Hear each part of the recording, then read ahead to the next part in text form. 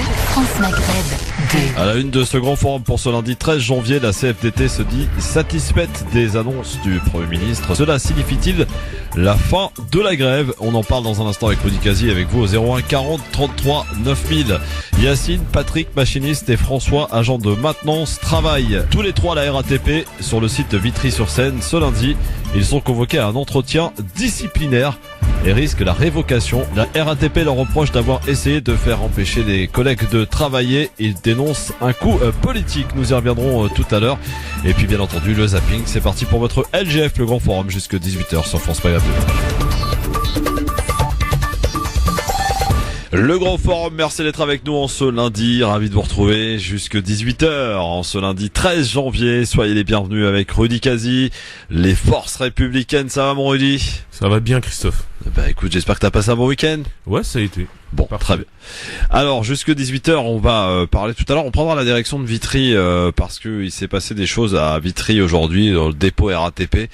En effet, ce sont trois personnes qui étaient convoquées à un entretien ils risquent la révocation parce qu'on leur reproche en fait d'avoir empêché les collègues de travailler le 10 décembre dernier.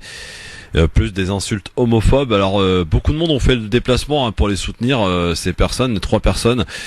Philippe Martinez, Jean-Luc Mélenchon, ils étaient tous de sortie aujourd'hui du côté de Vitry. Le dépôt RATP de Vitry, il y avait une bonne ambiance visiblement.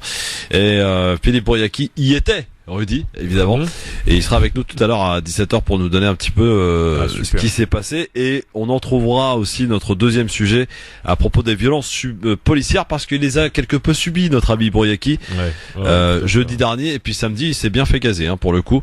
D'ailleurs il dénonce, notre Philippe, un gaz de plus en plus fort, dit-il, utilisé dans les manifestations, et il nous expliquera d'ailleurs tout à l'heure pourquoi il s'étonne de pas mal de techniques policières au cours de cette manifestation. Imaginez, vous avez une manifestation qui se passe très bien, et d'un seul coup vous avez une quinzaine de CRS qui viennent se mettre en plein milieu et provoquer forcément. Susciter la provocation. C'est ça. Quelque chose que on connaît bien évidemment. Mais pour l'heure et pour commencer cette émission, la CFDT se dit satisfaite des annonces du Premier ministre. Cela signifie-t-il la fin de la grève? C'est la question que l'on vous pose, à laquelle vous répondez sur Facebook France Maghreb 2, sur Twitter le grand forum FM2, en nous appelant 01 40 33 9000. Alors il est vrai, il faut bien avouer que usagers des transports, il y a un peu de mieux en ce lundi, ça commence à aller beaucoup mieux. Est-ce qu'on se dirige vers la fin de la grève, mon cher Rudy? On rappelle que le Premier ministre a annoncé le report, et non pas le retrait. Le retrait, le report de l'âge pivot. Disons le retrait. Pour 2027 visiblement. Donc ça a suffi en tout cas à ce que la CFDT dise pour nous on n'appelle plus à bloquer, c'est bon, on est satisfait, on va discuter maintenant. Mais même tu vois, cette histoire de retrait ou même de report, c'est même pas réellement un report, parce que en réalité ce que Édouard Philippe a annoncé, c'est un retrait temporaire. Après je vais te décortiquer, mais en gros un retrait temporaire de l'âge pivot jusqu'à ce qu'un accord soit trouvé. En gros, ce qu'il est en train de nous dire, c'est quoi? C'est que, en fait, il donne du grain à moudre. Il lâche un peu de lest. C'est l'impression qu'il donne. Alors qu'en réalité, il y a quand même le mot temporaire qu'il faut sortir un petit peu du lot. Parce qu'en réalité, il y a une condition derrière. Et la condition liée à cette temporalité, c'est que effectivement, il y a ce retrait effectivement de l'âge pivot, mais par contre, il faut qu'il y ait une concession qui soit faite derrière. Et la concession, notamment, c'est celle des régimes spéciaux qui doivent être supprimés. Et en plus de ça, il faut qu'il soit tombé sur un accord. Ça veut dire, s'il n'y a pas d'accord, l'âge pivot revient sur la table. Donc en réalité, il n'y a pas de retrait en fait. Il n'y a même pas de report. C'est plutôt une forme presque, je dirais pas d'ultimatum, mais grosso modo c'est un peu ça. C'est si on trouve pas un accord, vous et moi, partenaires sociaux, syndicalistes, etc. En fait, nous on revient avec l'âge pivot. Et forcément que cet âge pivot il va revenir. Forcément, pourquoi? Parce que c'est le cœur de cette réforme. Parce que si on retire l'âge pivot, bien entendu, il y a tout ce qui est suppression des régimes spéciaux, il y a encore d'autres subtilités, tout ce qui est paramétrique, etc. Ok, mais ce qui faisait vraiment en fait le cœur de cette réforme, c'est l'âge pivot, c'est ce qui a mis la CFDT dans la rue, alors que c'est le syndicat qui est peut-être le moins radical, sans vouloir employer des termes qui fâchent en ce moment. Mais pour dire, s'ils ont retiré ça, en fait, enfin en tout cas s'ils l'ont mis entre parenthèses, c'est bien parce que c'était la mesure la plus importante. Quoi qu'il arrive, elle va revenir sur le devant de la scène parce que il y a quand même BlackRock derrière. Ouais. Donc le fonds de pension présidé en France par comment il s'appelle, Cirelli, celui qui était qui est un ancien des arcanes du pouvoir, qui était au cabinet de Raffarin sous Chirac à l'époque, et qui avait déjà lui conceptualisé à l'époque cette retraite avec la question effectivement de l'âge pivot qui permet effectivement d'aller en retraite plus tard avec un bonus ou bien moins tard mais avec un malus. Donc et effectivement on sait qu'il a pesé de tout son lobby pour que cette mesure puisse être ajoutée donc à la réforme des retraites. Et en plus récemment il a été décoré par l'Élysée. Il a reçu une décoration, ce qui montre bien les accointances avec le pouvoir et qui n'aidera pas Emmanuel Macron. Décoration polémique d'ailleurs. Voilà, et qui n'aidera pas Emmanuel Macron à éloigner les suspicions quant à la force lobbyistique de BlackRock représentée par une personne qui connaît bien les arcanes du pouvoir. Donc cette retraite par points, ne serait-ce qu'à cause du contexte que je viens d'expliquer, moi je ne pense pas que ça signifie la fin de la grève ou pas, Rudy? L'âge pivot, en tout cas, je ne pense pas que ce soit vraiment mis en retrait. Par contre, maintenant pour te répondre sur la fin de la grève, bah en fait oui, parce que le temps a été prouvé. Tactique politique, c'est-à-dire qu'on va créer une zizanie au sein des syndicats. Bah évidemment, et en plus c'est un agenda qu'ils ont mis en place. Tu sens qu'au départ c'était de déconsidérer plus ou moins le mouvement. Ouais. Ensuite c'était de faire porter donc le mécontentement de la population, notamment des Parisiens et de tous les usagers des transports sur le dos des syndicats. Ouais. Et maintenant que les fêtes sont passées et que les gens sont fatigués, épuisés, et qu'on est censé commencer une nouvelle année, là ils commencent soi-disant à lâcher un peu du lait. C'est comme je t'ai dit, effectivement c'est pas un vrai retrait qu'ils proposent. Il y a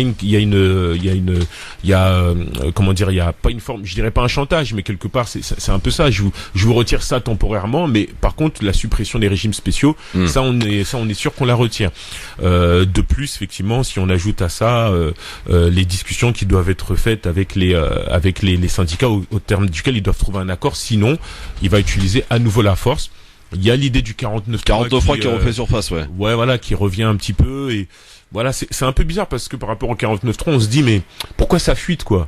Peut-être que c'est une sorte de menace pour tester, pour tester un peu l'opinion. Ouais, pour tester l'opinion, pour voir ce qu'ils en pensent. Mais je pense que ce serait une erreur majeure. Après, ce sera pas la première. Ce serait une erreur majeure que d'utiliser le 49.3 parce que c'est un déni de démocratie, ouais, tout en sachant que même si il y a des personnes, des députés qui ont des opinions un peu contraires à la majorité actuelle, on n'en est quand même pas au niveau des frondeurs de François Hollande, quoi.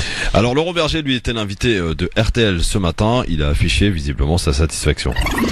L'article 7 de la lettre que le Premier ministre a adressée à toutes les organisations syndicales et patronales dit que dans le projet de loi qui va être présenté au Conseil des ministres, l'âge pivot, qui devait rentrer en vigueur dès 2022, va être retiré. Et quand je parle de victoire, je dis que pour les travailleurs de tout un tas de secteurs qui à partir de 2022 vont avoir à 62 ans la possibilité de partir en retraite, c'est une vraie avancée parce qu'on leur aurait demandé de travailler 4 mois en 2022, 8 mois en 2023, 1 an en 2024. Donc on est tiré d'affaire, Laurent Berger. On est, pour ces travailleurs qui doivent partir en 2022, il n'y a plus dans ce texte cet âge pivot qui leur demandait de faire jusqu'à 2 ans de plus, alors qu'ils avaient le taux plein pour partir à 62 ans. Donc c'est extrêmement important en termes de justice sociale.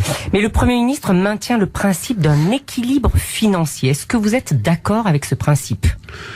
Mais dès le départ, la CFDT avait dit qu'il fallait distinguer ce qui était le système universel de retraite à construire, qui est extrêmement important et dont on ne parle pas assez.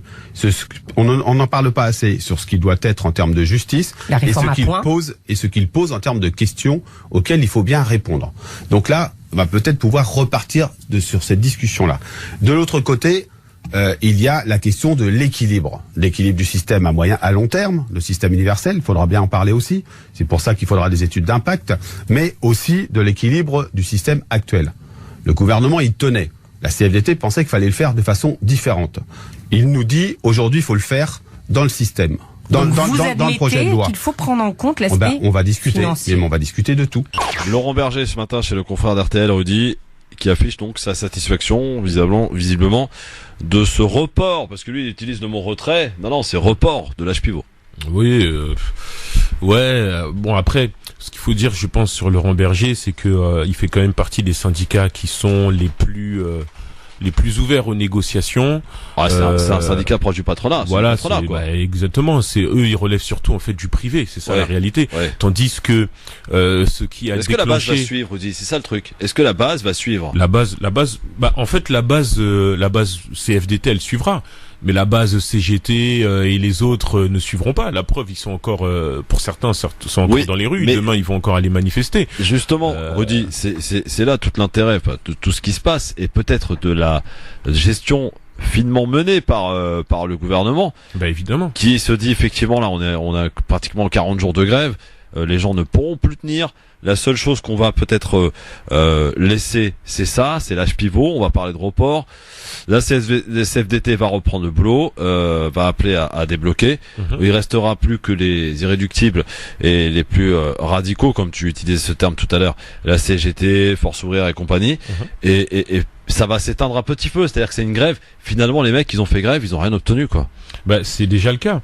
Le mouvement est déjà en train de s'éteindre. Il est tout simplement parce que ils ont joué avec habileté, comme je disais tout à l'heure au début. C'était de pas tenir compte de ce qui se passait, après de pourrir un petit peu, et puis après de remettre la faute sur les syndicats. Maintenant, ils donnent l'impression effectivement de donner quelques gages. Et en réalité, il y en a pas beaucoup, puisqu'il y a juste cette histoire de retrait ou de report, en réalité, qui n'est pas ni un vrai retrait ni un vrai report. La question de la suppression des régimes spéciaux, après, soi-disant, une période de transition. Donc là encore, en fait, ça aussi, il faut qu'on nous explique, parce que les policiers ont conservé leurs régimes spéciaux, les systèmes de l'aviation, voilà. Alors que Macron avait dit tout et son contraire. Je veux dire, il avait dit, il n'est pas question de céder pour un, sinon ça va être la porte ouverte à tout le monde. Oui, évidemment. Sauf qu'aujourd'hui, ils peuvent pas supprimer les régimes spéciaux de la police, surtout si on regarde le climat social en France. Ils doivent déjà des millions d'heures supplémentaires. Qui représente, je crois, 170 millions d'euros à la police. C'est pas maintenant qu'ils vont leur retirer leurs régimes spéciaux, mais encore une fois, on joue en fait sur la communication en disant on va faire ceci, en parlant de façon générale. Puis après, quand on regarde dans le détail, finalement, c'est plus les uns par rapport à d'autres en fait qui vont payer ça. Et c'est exactement pareil pour tout ce qui relève des revendications des syndicats, parce que finalement dans les syndicats ils sont unis lorsque le gouvernement fait preuve en fait d'une certaine autorité, mais lorsque le gouvernement commence à lâcher du lest, en tout cas à se montrer un petit peu plus ouvert, là à ce moment-là les syndicats ne se retrouvent plus entre eux, puisque la CFDT effectivement eux ils sont plus dans le privé, donc effectivement proches des salariés du privé, du patronat pour certains, etc. Donc eux, ce qu'ils ont toujours voulu, c'est effectivement le retrait de l'âge pivot. Mais de tradition, la CFDT est déjà comme ça, parce que même du temps de Sarkozy, lorsqu'il a voulu et qu'il a réussi à mettre en place sa réforme des retraites, le premier allié c'était Laurent Berger à l'époque déjà.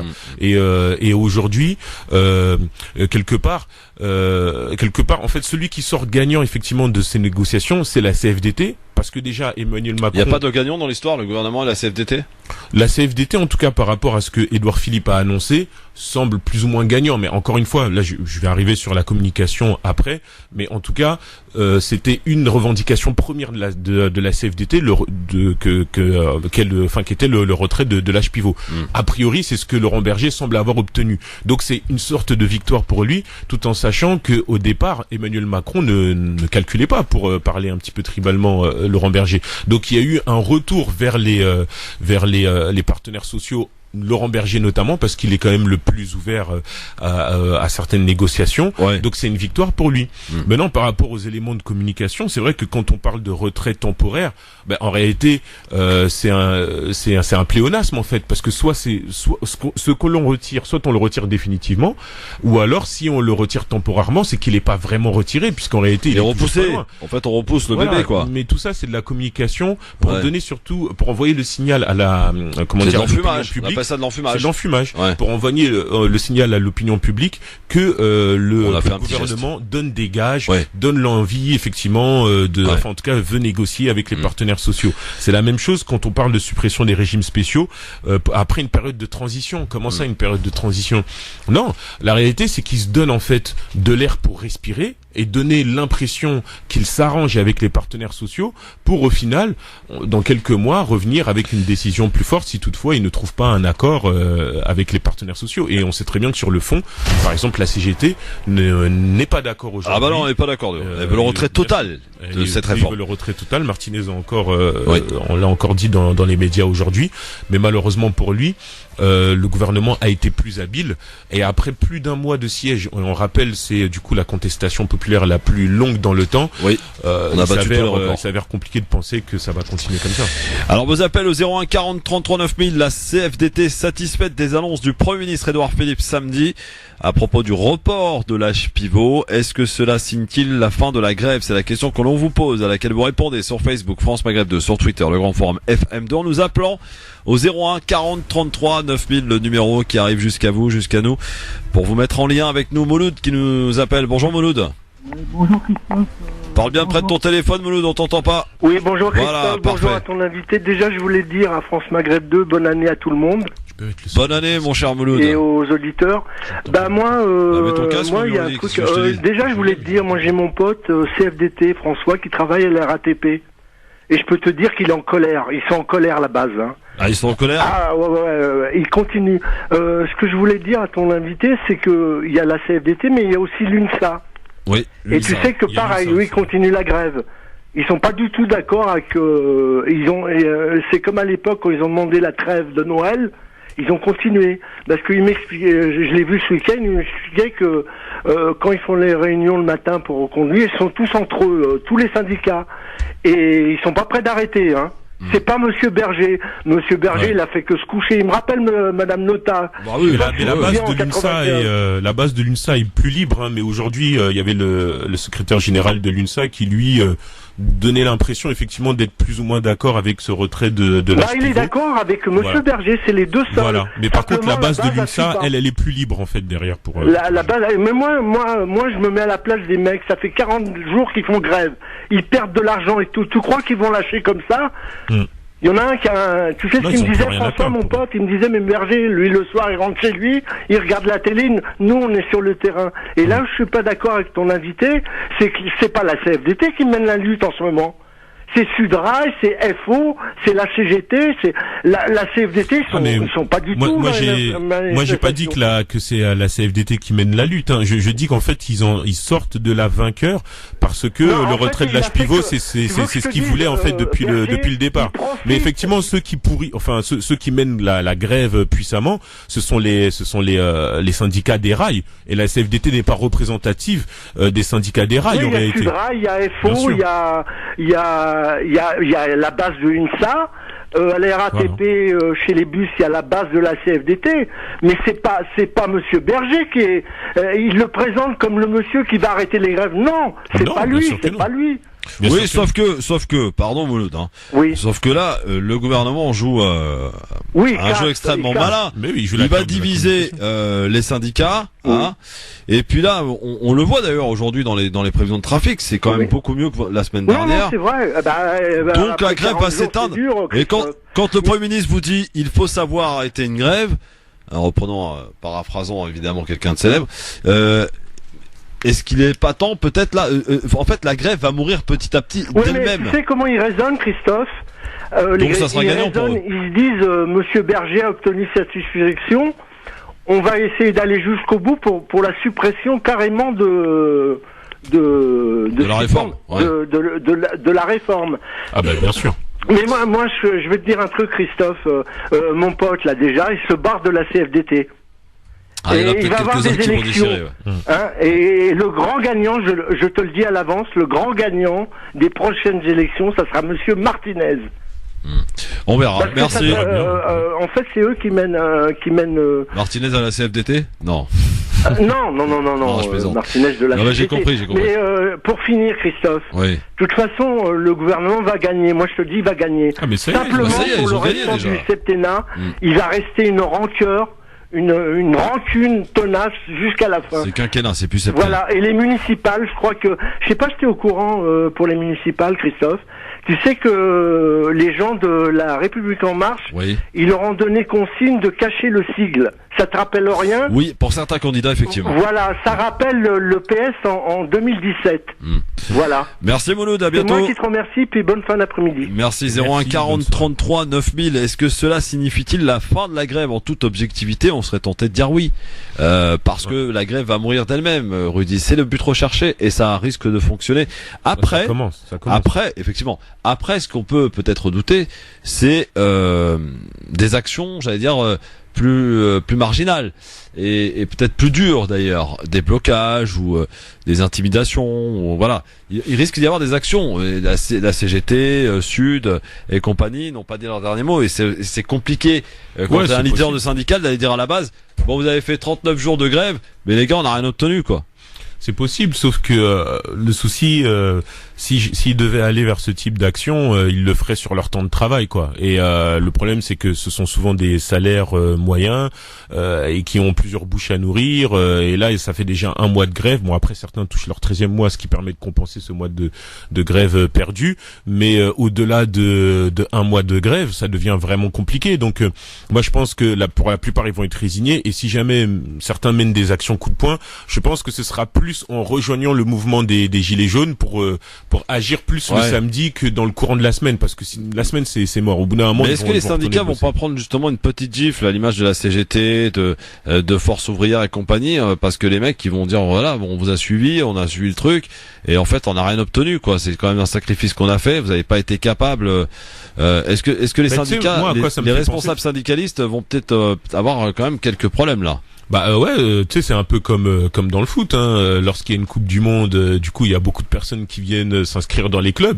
Bah là les syndicats ont perdu, en tout cas pour cette première manche ils ont perdu leur combat, et d'une manière effectivement peut-être qui tendent plus à penser qu'il y a trop d'accointance entre les leaders syndicalistes, en tout cas en la personne de Laurent Berger avec le pouvoir, qui risque effectivement de faire perdre certains syndicalisés. Bon. Donc on peut penser ça, mais l'autre chose aussi à quoi me fait penser ta question, c'est que lorsque le mouvement des Gilets jaunes avait pris à l'époque, on voyait que les syndicats essayaient de récupérer le mouvement. Bon, il n'y avait pas que, il y avait aussi les politiques, la France Insoumise, etc. Il n'y était pas parvenu. Pourquoi? Parce que déjà la plupart des personnes qui étaient chez les Gilets jaunes et qui manifestaient à cette époque n'étaient pas des personnes syndicalisées. Donc c'était pas des personnes qui étaient rompues aux actions sociales type syndicaliste et qui en plus ne se sentaient pas représentées par les syndicats. Donc du coup ils ont mené leurs propres actions et ce qu'on peut craindre effectivement, c'est que il y ait des déçus de la grande action syndicaliste qui, comme je le disais tout à l'heure, risque de se gilet jauniser, parce que en réalité ils se rendraient compte que ce qui avait amené à l'existence le mouvement des gilets jaunes, moi je pense une forme de démission ou bien de perte de confiance des syndicats à l'époque, en plus de celle de la perte de confiance en les politiques. Moi je pense que ce qui risque d'arriver à ces syndicalisés, c'est la perte de confiance effectivement dans les instances représentatives de leur action syndicale. Et donc du coup, ils pourraient rejoindre les gilets jaunes pour plus d'actions, mais sur le week-end, quoi. Scénario à suivre en tout cas, et vous continuez de répondre à cette question. Oui ou non, la grève va se poursuivre, bien que la CFDT soit satisfaite des annonces du Premier ministre. Vous répondez à cette question sur Facebook France Maghreb 2, sur Twitter, le grand forum FM2. On va faire un tour dans le 94, mon cher Rudy, dans un instant, à Vitry pour être plus précis, où là t'as 3 agents RATP qui risquent la révocation. Ils ont été convoqués pour pour des faits qui remontent au 10 décembre dernier. Ils auraient empêché des collègues de travailler accompagnés d'insultes homophobes. C'est ce qu'on leur reproche. Alors les personnes incriminées parlent d'un coup politique. Ça s'est passé tout à l'heure et beaucoup ont fait le déplacement au dépôt de Vitry qui a été d'ailleurs envahi. Jean-Luc Mélenchon, Philippe Martinez et bien d'autres évidemment. Et évidemment notre Philippe Bouriaki qui y était. Et on parlera de violences policières, messieurs dames, parce que ça y est, chaque manifestation, il y a notre lot de violences policières. On a eu l'épisode Zineb Redouane 2 à Paris, une femme qui était en train de filmer de son balcon. Je t'avais envoyé la vidéo effectivement. Et qui s'est fait tout simplement viser par un canon. Elle n'en est pas morte. Elle n'en est pas morte heureusement, mais par contre des débris ont été retrouvés dans son appartement. Donc ça commence à quand même. Est-ce qu'il y a, et là la question, est-ce qu'il y a une véritable cassure aujourd'hui entre la police et les citoyens? 01 40 33 9000, à tout de suite. Le grand forum avec Rudy Kazi aujourd'hui sur France Maghreb 2 jusque 18h et on parle donc de ce qui s'est passé ce week-end. Édouard Philippe qui a annoncé, d'ailleurs c'était en pleine manifestation à Paris, le report et non pas le retrait de l'âge pivot, ce qui a satisfait donc la CFDT. Laurent Berger s'en est expliqué, d'ailleurs il appelle pas aux manifestations prévues demain, mercredi, jeudi, donc c'est une reprise pour lui. Maintenant il poursuit les discussions. Je voulais juste apporter une petite précision, je crois, Rudy. Ouais, juste pour dire que parmi les mesures d'ouverture, se disant que Édouard Philippe avait apporté au syndicat, il avait dit que par contre s'il n'y avait pas d'accord avec les partenaires sociaux dans la conférence soi-disant qui doit s'ouvrir pour déterminer un équilibre et pour statuer sur le financement, que s'il n'y avait pas d'accord, il statuerait en fait par ordonnance. Par ordonnance. Or l'ordonnance effectivement ce sont des mesures administratives qui sont prises directement par l'Élysée. Et qui font, même si elles font l'objet quand même de passage à l'Assemblée nationale via une loi d'avalisation, ce genre de choses, etc. Il n'empêche que c'est un moyen de faire rentrer en fait dans la loi des mesures avec une certaine rapidité et sans qu'il y ait malheureusement tous les débats qu'il peut y avoir dans les assemblées, notamment tout ce qui peut être amendement de loi, etc., etc. Donc en gros c'est utiliser l'Assemblée nationale et le Parlement grosso modo comme une caisse enregistreuse dans une situation telle que celle-ci. Parler d'ordonnance pour faire passer ces projets de loi qui font pas consensus dans la société, moi je trouve que c'est pas du tout intelligent ni sage, quoi. Alors Rudy Kazi, les forces républicaines avec nous jusque 18h sur France Maghreb 2. On est avec Philippe Bouriaki. Salut mon Philippe. Bonjour France Maghreb 2, bonjour les auditeurs et les auditrices, salut Rudy.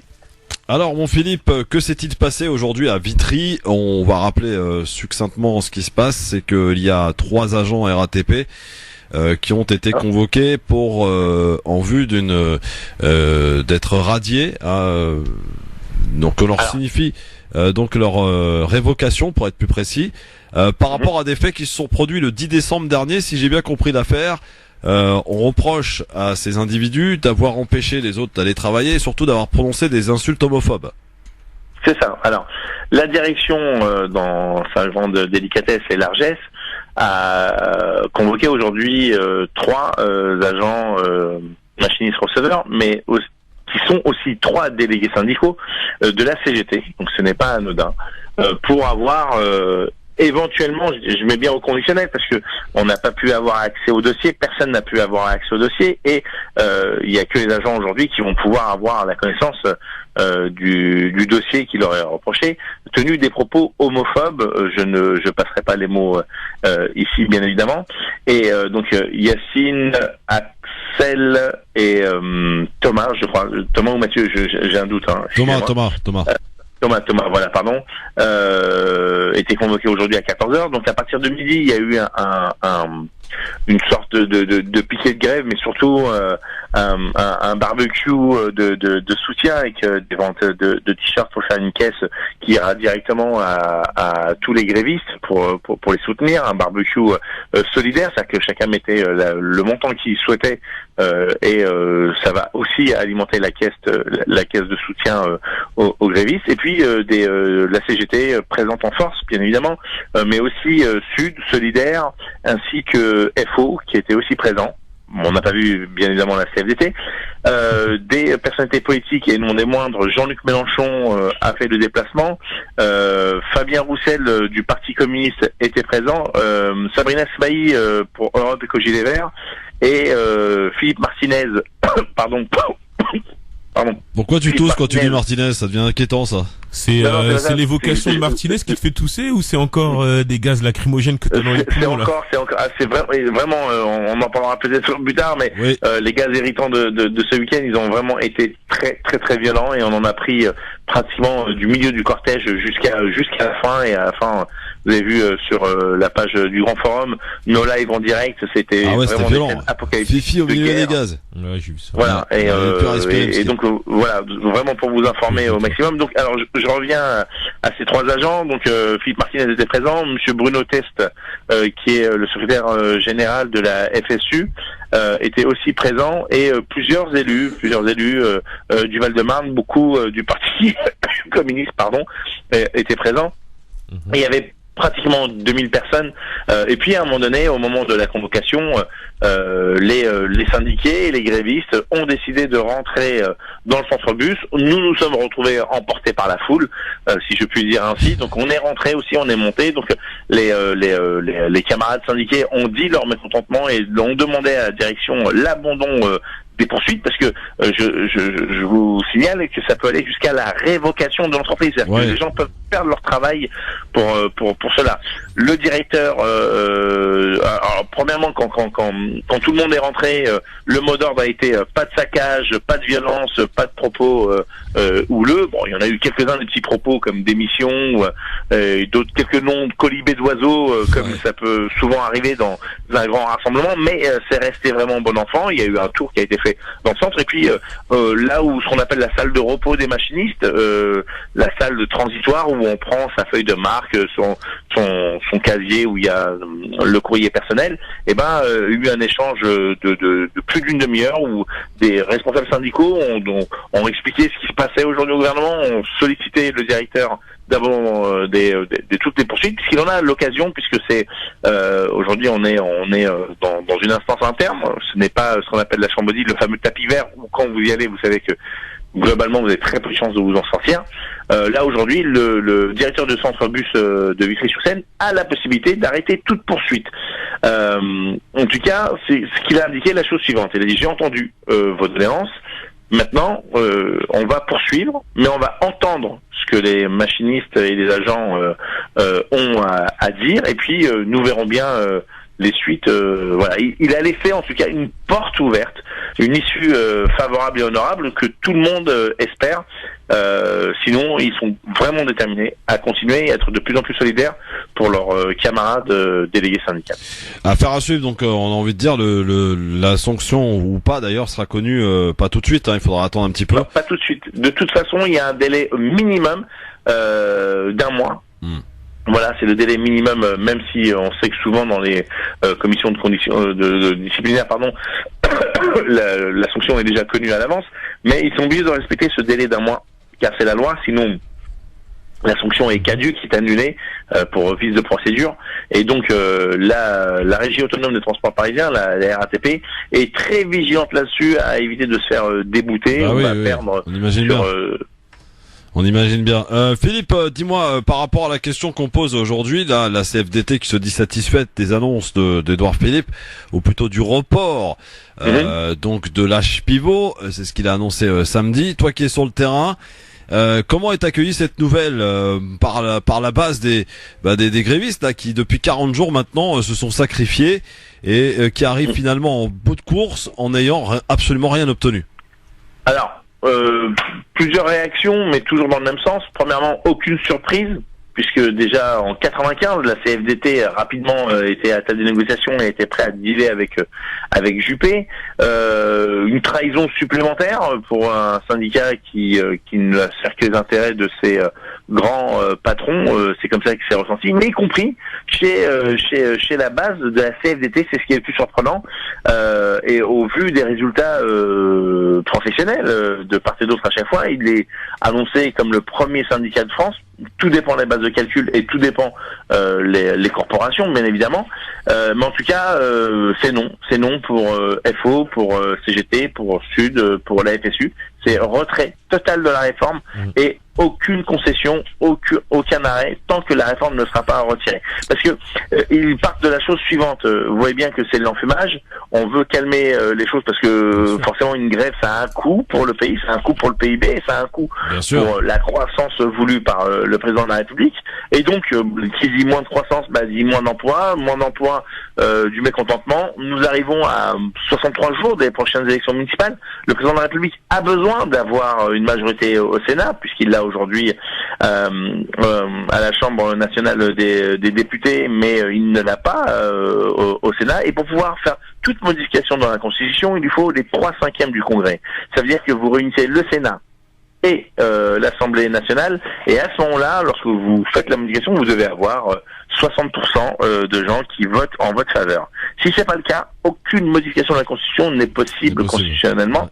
Et là, le président de la République, on le voit bien d'ailleurs dans les différentes manœuvres, dans les différentes listes qui sont présentées par la République en marche. Un coup, ils soutiennent des maires sortants de gauche, un coup des maires sortants de droite, un coup, la majorité du temps, lorsque ni à gauche ni à droite on veut d'eux parce que les maires sont assis, ils sont bien en place et ils n'ont pas besoin de dealer avec la République en marche, et ils présentent des listes dites citoyennes sans le logo de la République en marche. D'ailleurs, un carnet orange a été diffusé aux candidats avec des prescriptions à suivre scrupuleusement, y compris le fait de ne pas apposer le logo dans ces moments. Sans compter les alliances avec le MoDem. Oui. Sans compter les alliances avec le MoDem, dit Rudy. Oui, bien sûr. Non, mais là où la République en marche est en place, où les maires ont basculé, ont rejoint la République en marche, ça, de toute façon, c'est très bien qu'une élection locale, c'est surtout pour les personnes qu'on vote bien plus que des logos, même si les nouveaux arrivants font fi de cette recommandation, mais en règle générale, partout où ils pourront gagner seuls, ils ne feront aucun deal. Partout où ils pourront gagner avec l'opposition, ils le feront avec l'opposition. Partout où ils pourront dealer avec la majorité en place, ils le feront.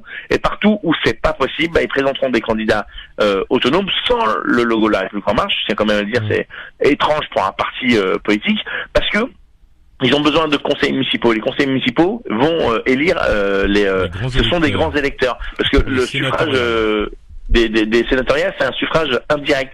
C'est les grands électeurs, les conseillers municipaux, les conseillers départementaux, les conseillers régionaux qui votent pour les sénateurs. Et donc, vous savez qu'à peu près à 150 ou 100,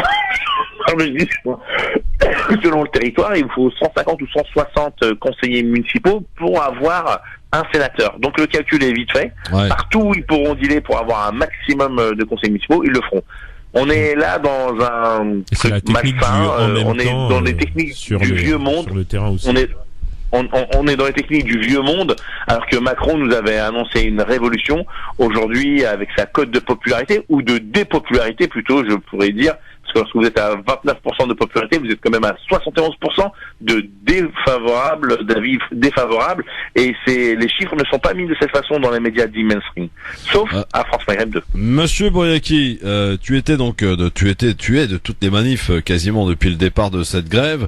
On a bien compris, en tout cas on en parle avec Rudy et nos amis auditeurs il y a quelques instants, que de toute façon la tactique était bien connue de justement du gouvernement, c'était le pourrissement. Il semblerait qu'il y est arrivé. Ils vont maintenant créer la pagaille entre les syndicats, et on voit que ça a déjà commencé.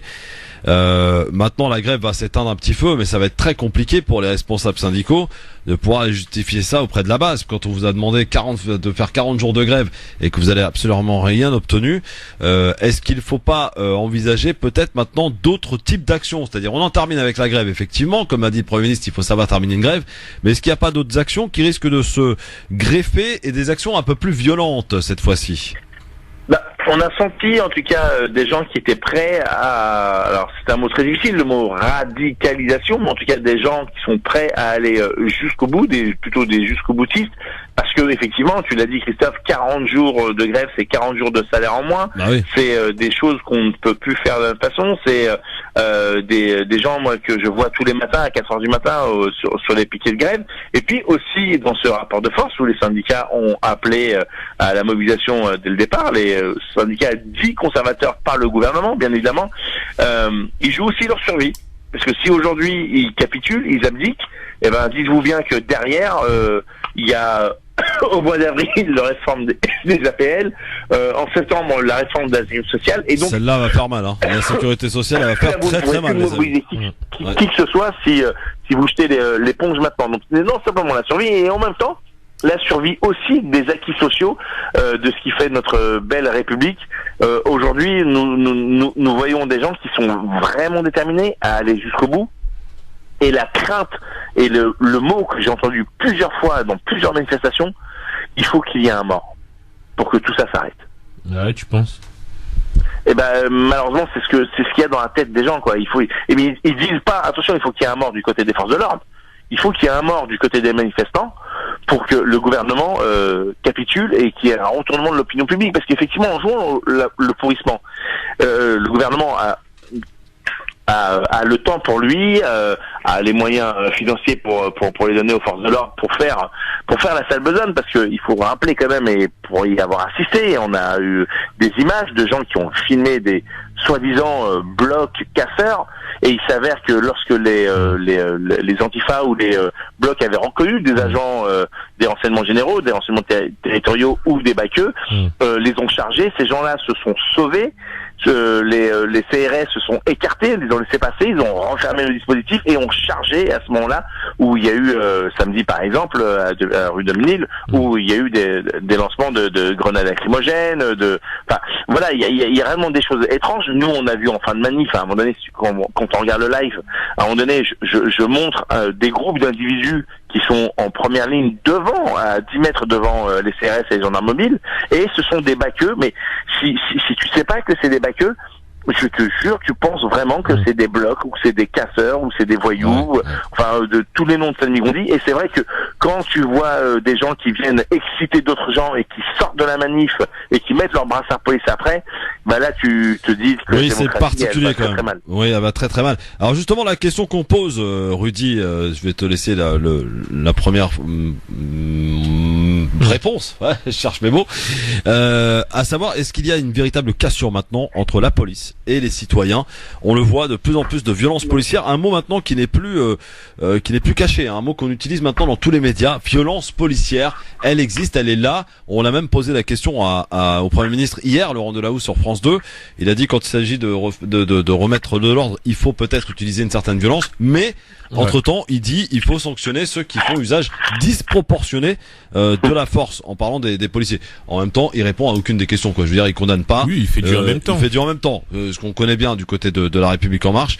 Ceci étant, là, il y a un réel problème. Et il y a une véritable cassure qu'on n'a peut-être jamais connue jusqu'alors entre les citoyens et sa police. Aujourd'hui, dans les rues, quand on a pu voir un peu les directs de Philippe Bouriaki sur la page du Christophe Le Grand Forum samedi, c'est police casse-toi, police on ne veut pas de toi, on les insulte de tous les noms, et on voit qu'il il y a plus aucune confiance. Cette barrière, elle est complètement brisée entre la police et les citoyens. En fait, il y a une tradition en France, hein, quand même, de la violence dite légitime, mais qui en réalité une violence policière à destination de la population. En mai 68, il y a eu des cas, quand même, hein, des gens qui se sont fait tirer dessus à vue. Alors après, des enquêtes qui ont soi-disant déterminé comme quoi, je crois que c'était à Lyon, un policier qui avait tiré sur un employé d'une usine là-bas qui avait fait des grèves, etc. Et après, c'était classé, se disant c'était une erreur, etc. Mais il y a souvent eu des choses qui se sont passées, hein, et même dans le cadre effectivement de l'action sociale des syndicats, à Fourmi, il y a plus d'un siècle de ça, la police avait ouvert à feu sur la population, ce qui avait permis ensuite derrière d'obtenir une journée donc de la fête, la journée de la fête du travail. Donc il y a une tradition malheureusement en même temps il y a une tradition insurrectionnelle en France, en même temps il y a une tradition de la violence policière. Et donc maintenant le problème c'est que je pense qu'aujourd'hui ces théâtres on va dire de violence sont de plus en plus fréquents parce que elle est chaque liée, manifestation on y a le droit. Oui, parce qu'elle est liée à une comment dire, à une détresse de la population qui n'a pour seul moyen que de descendre dans les rues pour manifester parce que les pouvoirs politiques représentatifs de leur pouvoir démocratique ne sont pas ne sont pas entre leurs mains. Aujourd'hui en France, les contre-pouvoirs, il faut les chercher. Le Sénat est censé exercer un contre-pouvoir, mais il y a quand même des lois qui passent. Pourquoi ? Parce que dans le fonctionnement de l'ascenseur parlementaire, in fine, lorsqu'il y a un projet de loi qui est mis en place par le gouvernement peut se passer du Sénat pour faire passer une loi. Il y a tout autre type, par exemple tout ce qui est le Conseil économique et social. Voilà, ce sont pas des choses qui pèsent fortement. Même les changements constitutionnels, par exemple, qui ont permis par exemple de placer les élections présidentielles à cheval quasiment avec les élections législatives, ne permettent pas à ce qu'il y ait une alternance suffisante du pouvoir. Dès qu'on gagne les élections présidentielles, derrière on gagne les élections législatives. Donc tout ça en fait donne l'impression le sentiment aux Français qu'ils perdent en fait des capacités démocratiques pour pouvoir peser sur le gouvernement. Et les gilets jaunes, lorsqu'ils ont amené sur le débat tout ce qui est référendum populaire, etc. C'était pour récupérer un petit peu plus de démocratie. Donc, on a voulu une république forte qui s'appuie effectivement sur des grandes figures républicaines, ce qui était le cas du général de Gaulle, mais ça n'est plus le cas des présidents de ces dernières années, parce qu'ils n'incarnent pas en fait des aspirations fortes pour le pays, quitte à faire passer les intérêts du pays avant leurs intérêts politiques. Et petit à petit, ils transforment l'environnement politique et législatif par tout un tas de réformes constitutionnelles pour asseoir ce pouvoir politique dans la main de technocrates qui passent par des grandes écoles technocratiques et qui ne permettent pas une meilleure représentativité du peuple. Il n'y a qu'à regarder aujourd'hui en France pour se présenter à la plus haute marche du pouvoir, il faut avoir 18 ans. Et réunir 500 signatures. Mais il n'y a qu'en passant par les partis politiques qu'on réussit à réunir ces 500 signatures et à être coopté par un parti qui vous place sur le devant de la scène politique, même si Macron a rebattu les cartes lorsqu'il est arrivé sur le terrain politique. Il n'empêche que lui avait d'autres soutiens du milieu de la finance ou du milieu des grandes entreprises qui lui ont permis de passer outre la sphère médiatique aussi. Et la sphère médiatique, de passer outre les partis et en les mettant à terre. Donc c'est ça en fait qu'on retrouve dans les manifestations aujourd'hui. Et pour en revenir mettons les partis à terre, non, il a aspiré 80% du Parti Socialiste. Oui, mais quand je dis qu'il a mis les partis à terre, je parle en tant qu'association, bien entendu. Il a aspiré ce qu'on appelle les orléanistes, du côté de la droite, en tout cas ceux qui tenaient les cordons, ceux de la bourse à droite. Voilà. Mais ce que je voulais dire par là, c'est vraiment en fait que ce qu'on retrouve dans les manifestations, dans la grogne populaire, c'est cette peur en fait de l'avenir constituée par le fait de ne plus avoir entre les mains vraiment le pouvoir démocratique en fait. Rudy, pour pouvoir se présenter aux élections présidentielles, effectivement, je crois pas que c'est 18 ans, je crois que c'est 21 ans de mémoire, mais surtout, effectivement, tu as raison, c'est 500 signatures de très grands électeurs, c'est-à-dire soit maire, soit conseillers départementaux, soit conseillers régionaux. Mais c'est à partir de 18 ans d'après la loi que tu peux te présenter aux élections présidentielles. Je crois que c'est 21 ans, mais peut-être que tu as raison, mais dans mes dernières mémoires. Est-ce que tu partages l'avis de Rudy là sur ce qu'il a fait sur le fond, sur les manifestants, parce que toi c'était sur le terrain, Philippe, et puis j'aimerais que tu nous racontes un petit peu 2-3 scènes, ce qui s'est passé samedi, pour qu'on comprenne bien aussi cette volonté peut-être de faire que il y ait des images, de faire qu'il y ait cette violence aussi. On la cherche côté policier. Écoutez, c'est pas compliqué. Attendez, 30 secondes.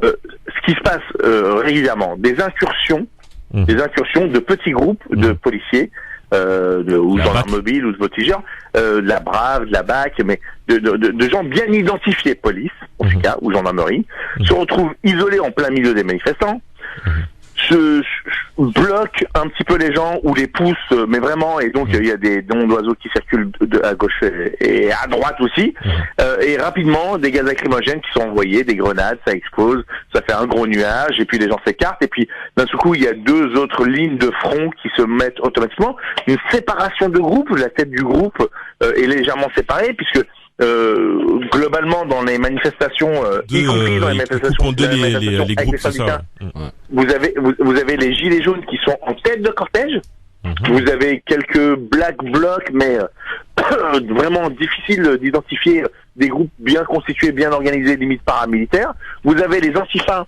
Je tiens à dire, moi, j'ai eu un accueil, hormis de temps en temps quelques mots un petit peu difficiles, parce qu'ils ont une défiance et une méfiance totale envers la presse et les journalistes, parce que quand vous regardez les médias mainstream, les images qui sont relatées et les propos qui sont tenus font passer, en tout cas les manifestants, pour des casseurs fous furieux et rageux, alors que ils sont là de manière assez pacifique. Moi, je suis au milieu, donc je suis au milieu d'eux, au milieu des antifas et au milieu de ceux qu'on nomme Black Bloc.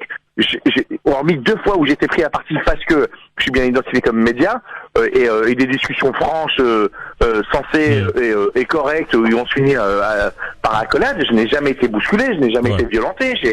Mais en tout cas, je ressens la détresse des gens. Mais comme je vous le dis, des incursions, petites incursions en plein milieu de la manifestation, donc des policiers qui se retrouvent pris à partie parce que des bousculades. Mais j'ai envie de dire quelque chose, une scène qui m'a choqué, c'est celle de samedi, où on passe Bastille, on se fait gazer alors qu'on était avec les gens de l'Opéra de Paris et ça se passait très très bien. On remonte vers Fille du Calvaire, une ligne de front de gendarmerie mobile qui nous fait face, qui nous bloque, on ne peut pas avancer, on voit la place de la République pas loin, il n'y a aucun débordement, pas de problème à ce moment-là, et puis ils font 20 mètres à reculons, puis ils s'arrêtent à nouveau, ils refont 20 mètres, ils s'arrêtent à nouveau, enfin des choses incompréhensibles dans le maintien de l'ordre, et puis il n'y avait pas raison d'avoir ça, et puis dès qu'on arrive à la République, rapidement, cette fameuse scène de violence, mais honnêtement, sans prendre de parti pris ni pour l'un ni pour l'autre, j'ai tant assisté à des mouvements et des ordres donnés. Ah oui, bah évidemment. Bon. Ouais, faudrait qu'on revienne sur les ordres. Hein. Merci mon Fifi, merci mon Philippe en tout cas, et bon courage pour la suite, mon Philippe Boyaki. Vous pouvez voir ces lives du jour là, dépôt de la RATP à Vitry, pas mal non plus, non plus notre Boyaki, il est sur tous les terrains, sur tous les fronts. À mercredi mon Fifi, salut. Ciao, ciao. Salut, Philippe. Dans un instant, on continue de répondre à cette question. Y a-t-il une véritable cassure entre la police et les citoyens? Le zapping. Et puis on fera un petit tour par la mosquée de Paris, parce que vous savez que le recteur de la mosquée de Paris a changé. Dalil Boubacar n'est plus le recteur de la mosquée de Paris. Ah tiens. Ah oui. Le grand forum avec Rudy Kazi sur France Maghreb Tour ce lundi 13 janvier. Merci d'être avec nous et en direct. Comme chaque jour, nous sommes aux oreilles, vos yeux, ici à France Maghreb 2. Le grand forum, votre émission quotidienne sur France Maghreb 2 avec Rudy Kazi. Aujourd'hui, les forces républicaines.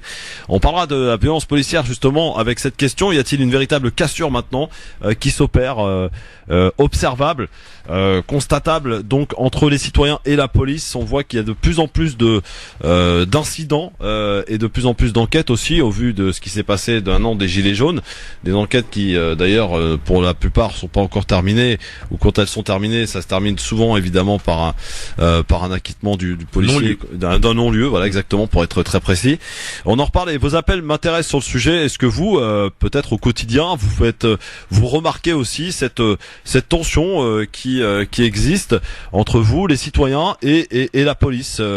S'il y a aussi des policiers qui nous écoutent, qui peuvent aussi nous appeler pour nous apporter notre témoignage, pour nous dire un petit peu comment ça se passe. Est-ce qu'il y a effectivement ces donneurs d'ordre, parce que c'est ce qu'on dénonce, hein. Le policier, il a des ordres, donc il fait ce qu'on lui dit, hein. Et quand on lui dit d'aller faire ceci, cela, il le fait. Et Alexandre Langlois qu'on a reçu ici nous expliquait que celui qui veut pas exécuter un ordre, ça se termine souvent par de la pression et toutes sortes de pressions. Pour l'heure, on va faire un petit tour du côté du zapping, mon cher Rudy Kazi, avec elle a lancé sa candidature au municipal pour la mairie de Paris samedi. Anne Hidalgo était l'invitée de Bourdin ce matin. Elle a envie d'être utile uniquement à Paris, elle l'a bien rappelé ce matin. J'ai envie de vous poser une question un peu impertinente pour commencer, j'adore ça. Qui disait en 2014, moi j'ai une fidélité au 15e arrondissement, un arrondissement difficile pour la gauche. Qui disait cela? C'était moi, et j'ai surtout une fidélité à Paris. Non, d'abord, je suis candidate pour être à nouveau maire de Paris, pour un nouveau mandat, pas pour être maire d'arrondissement. Et puis j'ai fait le choix aussi du renouvellement, de la jeunesse. Anouche Toragnan est la tête de liste, une jeune femme de 28 ans qui va porter nos couleurs dans le 15e arrondissement. Et j'ai souhaité être dans un arrondissement, le 11e, qui pour moi incarne vraiment ce que sont nos valeurs et qui a été un arrondissement aussi attaqué au nom de ses valeurs. Voilà, mais je suis candidate pour être maire de Paris. Donc pas de présidentielle en 2022, vous l'avez dit hier. Absolument, vous vous c'est très consacrez clair. à Paris, c'est absolument... C'est ma passion, c'est ma vie, c'est voilà, c'est là que j'ai envie d'être utile. C'est là qu'elle a envie d'être utile, Rusy Kazi et Anne Hidalgo. Ouais, enfin, de toute façon, il paraît assez compliqué de penser qu'elle perdra les élections, comme il paraissait compliqué de penser qu'elle ne se représenterait pas.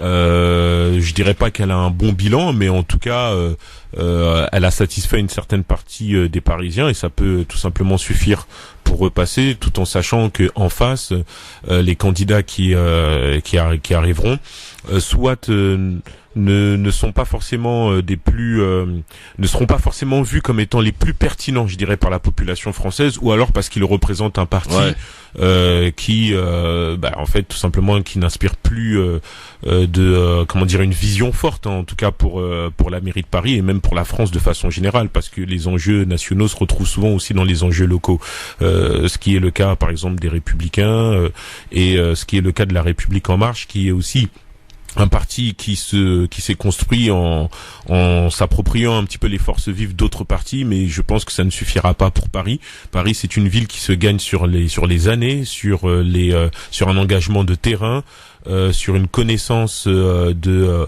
la vie des Parisiens, des préoccupations des Parisiens, et surtout les Parisiens veulent identifier leurs candidats comme étant un candidat proche d'eux et qu'ils suivent depuis des années. Donc de ce point de vue-là, je vois pas beaucoup de profils qui pourraient réussir à supplanter Madame Anne Hidalgo. Par contre, l'histoire du 15e, c'est bien d'avoir renouvelé la liste, mais celle qu'ils envoient dans le 15e, ils l'envoient face à un ténor de la droite qui, par contre, lui, est bien en place là-bas. Hein. Ça va être compliqué. Ouais.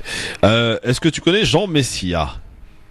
Rassemblement National. Voilà. Alors, il était l'invité avec Yacine Bellatar de l'émission Balance ton poste jeudi soir sur C8. Je vous propose ça a chauffé, hein, non? Ça a chauffé. Écoutez cette discussion quelque peu cocasse. Vraiment, soyons objectifs. Regarde, juste une question. T'es né où? Mais c'est pas la question. T'es né où? C'est pas la question. T'es Messiha. Tu l'auras pas dit au FN. Messiha. Alors mais bonjour. C'est un raciste de me dire ça. Bonsoir. C'est un raciste de me dire bonsoir, mes origines. Hein? Tu me renvoies à mes origines. Non, ton visage le fait très bien. Donc tu me considères pas comme français. Ouais, donc pour toi la France c'est une race. Donc pour toi la France c'est une race, c'est un visage, c'est pas une culture, c'est pas une identité. Déjà, merci Jean. Voilà. Merci Jean. Je tiens juste à préciser que monsieur Yacine Bellatar sur Twitter justement publiquement dit que j'ai une tête de chameau, que j'ai une tête de bougnoul et une tête d'arabe. Mais c'est marrant que tout le monde trouve ça drôle ici. Et aucune des belles âmes antiracistes n'est là pour dire mais c'est scandaleux. J'aurais dit un truc pareil, mais on m'aurait volé dans les plumes. Alors regarde du Smurf, il s'avère que moi je suis made in France. J'ai pas été fabriqué au bled. Je sais. Donc juste te dis ça. Ouais, t'es fabriqué après un que gré. Mais la France c'est une identité, c'est pas une race. Arrête de dire ça. Mais on c'est sait. une identité, peu importe la gueule que tu as. Je te mets mal à l'aise, ça se voit. Voilà. Mais j'ai jamais été aussi à l'aise que devant les gens du Front National. C'est toi, tu te réveilles le matin, tu dis je suis pas arabe avec ta tête. Pas du tout. De quoi tu me parles? Juste, Jean, je veux dire quelque chose. Mais tu ne te rends pas compte à quel point tu es raciste. Je veux dire, c'est pardon. T'es obligé de porter un pins de la France pour qu'on sache que t'es français. Je te jure, si t'avais pas le pins, tu ressembles à mon cousin du bled. Mais c'est encore raciste. Mais c'est pas raciste. Tu es un raciste. C'est l'ADN de l'islamisme que tu es au fond. Oui. Tu es arabe. C'est pas ça. C'est que tu considères les personnes qui sont assimilées quasiment comme étant des traîtres. Mais moi je suis. Or moi je considère l'inverse. Voilà, un extrait de cet échange entre Bellatar et Jean Messia. C'était d'un niveau, mais alors... Ouais. Hein, en fait, Bellatar, il a fait du Bellatar, le même Bellatar qu'il a fait face à Zemmour. C'est-à-dire, lui, sa rhétorique, c'est, on va dire, d'envoyer un petit peu du pâté, mais sur des attraits humoristiques. Pour effectivement, ouais, voilà, pour envoyer son argumentaire. Mais en fait, ce qu'il y a dans le fond de tout ça, c'est quoi en fait? C'est l'affrontement en fait sur le vieux modèle de l'assimilation de la France contre le modèle de l'intégration. Le problème, c'est que l'ancien empire colonial français intégrait ses colonies au travers de l'assimilation, c'est-à-dire en fait couper avec ses origines pour en faire des bons Français. On peut encore retrouver des vidéos sur Internet où on voit des colons de l'époque parler aux indigènes, aux autochtones africains, en leur disant que voilà, votre histoire c'est nos ancêtres les Gaulois. Ça c'est du véridique, c'est du factuel. Donc lorsqu'on a un pays qui s'est construit comme ça, en tout cas dans son rapport à ses anciennes colonies, il est difficile en fait d'entrevoir un projet social différent pour les ressortissants de ces anciennes colonies, en tout cas les Afro, les Maghrébo descendants, en dehors de l'assimilation. Donc lorsqu'on parlait d'intégration dans les années 90, c'était presque désuet dans le sens où il y avait une bonne volonté, mais pour pouvoir intégrer des gens qu'à l'époque on voulait assimiler, fallait déjà accepter que le concept de l'assimilation quelque part c'est quelque chose d'inhumain, parce qu'en fait elle dénie en fait les origines de la personne. Et là finalement on a deux personnes, une personne qui est dans l'état d'esprit de l'intégration, voire de l'inclusion sociale, donc Yacine Bellatar, et une autre qui est elle encore dans la vision de l'assimilation. Donc c'est des personnes qui peuvent avoir des origines convergentes, mais qui ne s'entendent pas sur le modèle d'intégration sociale, soit l'assimilation, soit l'inclusion sociale. Donc le problème, il est là en France, c'est qu'on n'arrive pas encore aujourd'hui à définir un projet d'inclusion sociale des afro-descendants et des maghrébo-descendants, tout simplement parce que le concept de citoyenneté en France n'est pas un concept patriotique. C'est soit en fait t'es français et tu corresponds à une certaine identité, ou alors si tu veux garder tes identités liées à tes ancêtres ou à la culture de tes parents, en fait tu ne rentres pas dans le corpus français. Et juste pour finir sur le sujet, lorsqu'on parle par exemple dans le droit constitutionnel, on va faire la distinction. Lorsqu'on parle de la nation, on va faire la distinction entre une nation qui est délimitée donc par des frontières et une nation qui est délimitée en fait par un peuple qui se pose la question de son futur. Soit ce peuple s'unit au travers d'une culture commune, l'histoire, la religion, etc. Ou alors elle décide en fait d'aller vers ce qu'on peut appeler un pacte républicain, c'est-à-dire regarder à l'avenir et voir en fait ce qui va nous rassembler.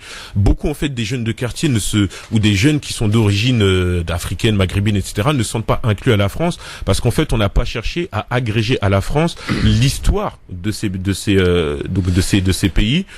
À l'intégrer dans le récit national, que ce soit au travers de la participation aux deux guerres mondiales, que ce soit à la participation à l'effort de reconstruction du pays après la deuxième guerre mondiale, ou que ce soit même dans l'effort même de participation aux 30 Glorieuses. Il y a des Français qui sont d'origines diverses, qui sont là et qui sont français, et on doit les inclure, et elles le sont parce qu'elles sont nées en France, et on doit les inclure sans nier leurs origines. Voilà. Libye, maintenant avec ce reportage de France 24, chronologie de 9 mois d'affrontement avant la mise en vigueur de ce timide cessez-le-feu, quelque peu fragile, on peut le dire. Dans cette banlieue du sud de Tripoli, les troupes du gouvernement d'Union nationale profitent d'un moment de répit. Le cessez-le-feu est entré en vigueur quelques heures auparavant. Mais dans le même temps, ce combattant effectue sa patrouille, tandis que d'autres surveillent les alentours, au cas où l'ennemi devait attaquer par surprise. On s'engage à respecter le cessez-le-feu, mais l'ennemi est toujours actif. Le sang des martyrs ne sera pas perdu. Après plus de 9 mois de combats meurtriers, le pays connaît un calme relatif. Le chef du gouvernement d'Union nationale, Fayez al-Sarraj, a lancé dimanche un appel à tourner la page du passé et à se tourner vers la paix. Peu avant, son rival, le maréchal Haftar, avait accepté un cessez-le-feu à l'initiative de la Turquie et de la Russie. Désormais, c'est à Moscou que doivent être négociées les modalités de cet accord, en présence des deux rivaux libyens, même si rien n'indique qu'ils se rencontreront face à face.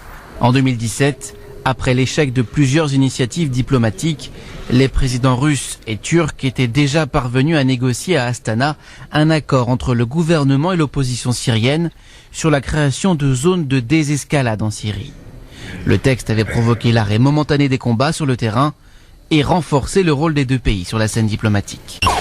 Voilà pour ce reportage et cette chronologie de cette situation en Libye. Effectivement, cessez-le-feu en vigueur depuis samedi soir. Et pour l'instant qui a été plus ou moins respecté avec 2-3 incidents de part et d'autre, mais ça se passe au niveau diplomatique et politique maintenant à Moscou, avec à la manœuvre, il faut bien le dire, l'Algérie qui a été quand même d'une grande aide pour obtenir et parvenir à ce cessez-le-feu, Rudy, hein. Ouais, tout à fait, et ça c'est très intéressant parce que du coup, à peine arrivé en fonction, le président algérien est déjà mis à contribution et notamment au cœur de négociations pour obtenir un cessez-le-feu, et ça c'est déjà une très bonne chose. Et il fera son premier déplacement d'ailleurs à l'étranger puisqu'il va aller en Allemagne, le président Tebboune. Je voulais qu'on termine ce zapping. Alors là, on va prendre la direction de Sud Radio et je vous propose d'écouter alors quelqu'un que je ne connaissais pas. Charles Gave, tu connais? Non. Charles Gave, invité donc de Sud Radio, a dit autant d'énormités en peu de temps à propos de l'islam. Il s'est complètement lâché. Tranquille, ça passe crème. Écoutez. Partons de notre sujet. Quel regard portez-vous sur l'islam aujourd'hui, Charles Gave? Oh bah j'ai toujours l'islam porté... de France. Ça n'existe pas. J'ai toujours porté le même regard sur l'islam. Si vous voulez, j'ai lu les. Je suis né en Syrie, hein, donc j'ai vu le Moyen-Orient dans ma famille, etc. Où il y avait 50% de chrétiens à Bagdad, où il y avait 15% de juifs à Alep, etc. Donc c'était un monde sous le contrôle des Turcs qui n'était pas les plus simples, mais où chacun se dépatouillait dans son coin. Aujourd'hui, il n'y a plus de juifs au Moyen-Orient, sauf en Israël. Les chrétiens se font massacrer tous les jours. L'islam est une religion, comme le disait Samuel Huntington dans son livre « Le clash des civilisations », les frontières de l'islam sont sanglantes partout.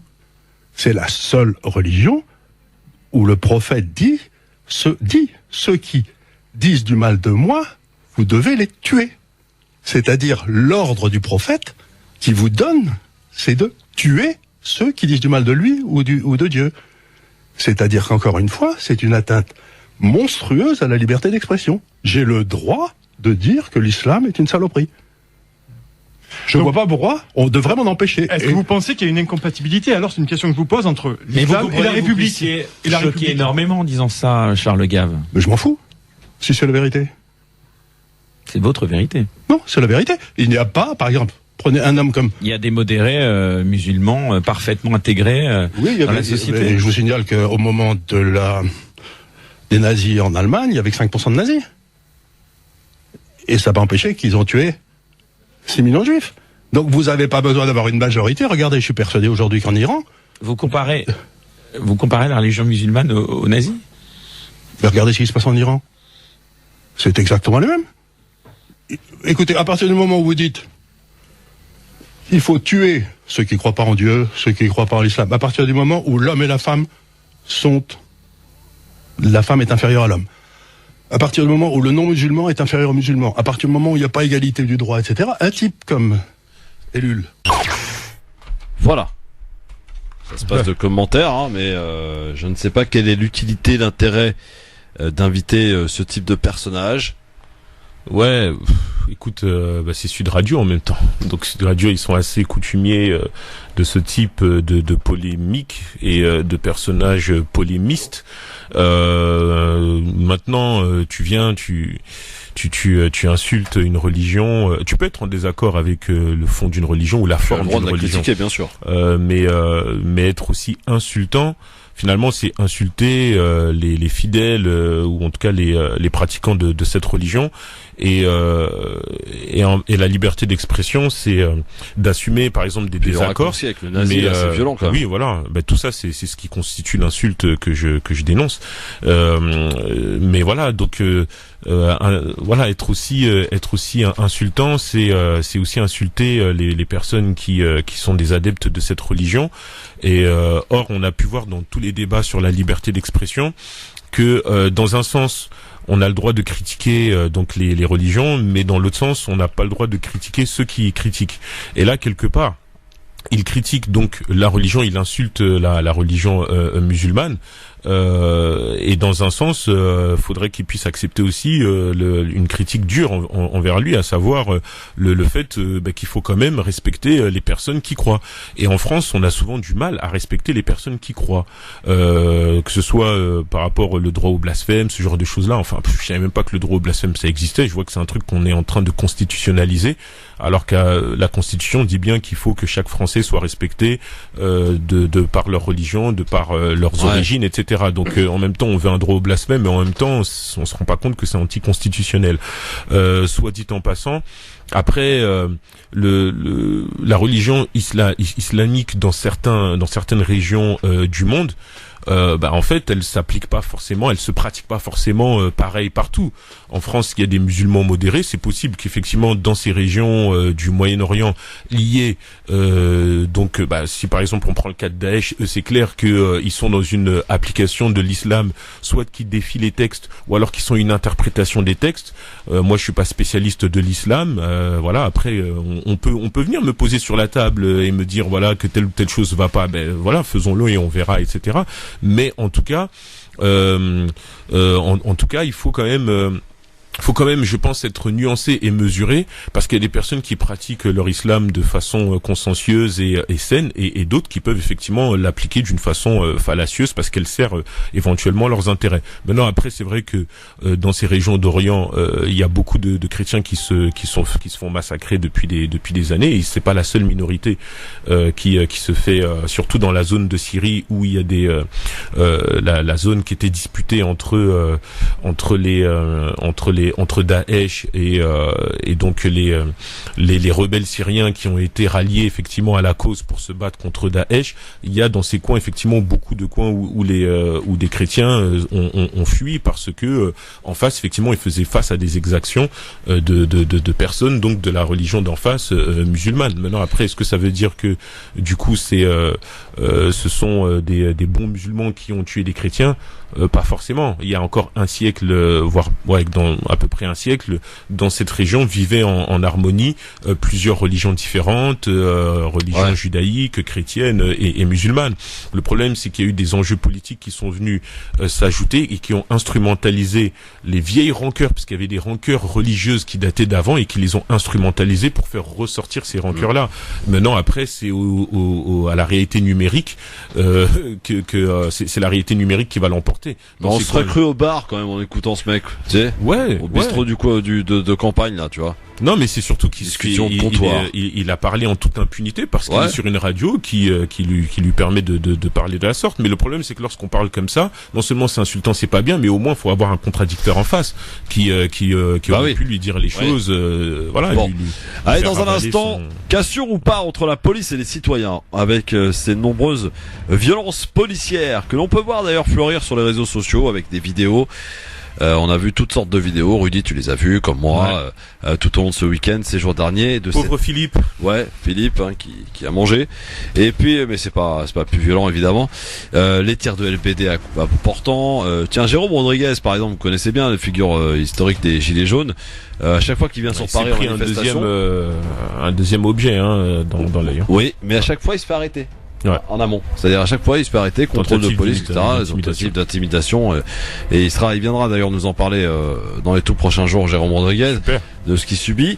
En tout cas, vos appels au 01 40 33 9000. Est-ce que vous percevez cette tension qui est en train de s'accentuer entre la police, qui est censée nous protéger, et les citoyens? À tout de suite.